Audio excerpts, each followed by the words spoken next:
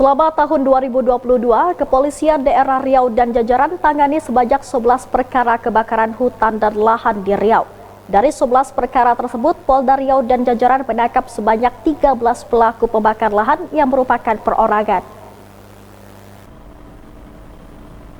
Status siaga bencana kebakaran hutan dan lahan Karhutla di Provinsi Riau tahun 2022 resmi berakhir pada 30 November kemarin. Pemerintah Provinsi Riau juga tidak melakukan perpanjangan status, sebab Riau saat ini memasuki musim penghujan dan tidak ditemukannya lagi peristiwa Karhutla.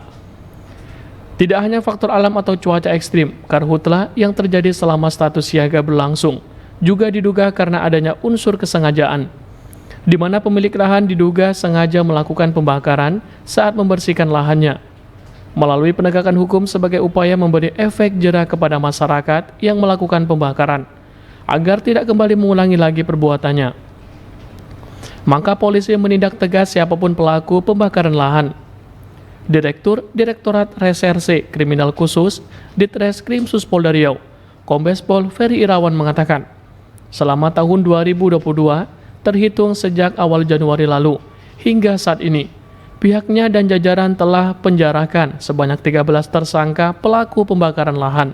Untuk tersangka terbanyak berada di Polres Rokan Hilir dan Polres Rokan Hulu, yang masing-masing berjumlah 3 tersangka. Assalamualaikum warahmatullahi wabarakatuh.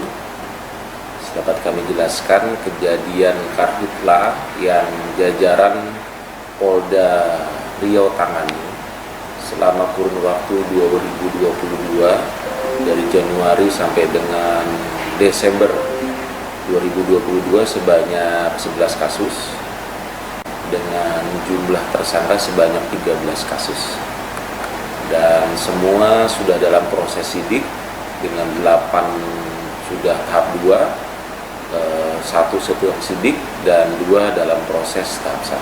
Untuk tersangka terbanyak itu, perkara terbanyak berada di mana itu, Pak? Perkara terbanyak rata-rata cuma 1 gitu ya, tapi cukup banyak yang sampai di atas 2, ada 3 kasus di Rohim. Ferry Irawan menambahkan seluruh tersangka pembakar lahan yang dipenjarakan merupakan pelaku perorangan. Ahad Laila Isnin melaporkan.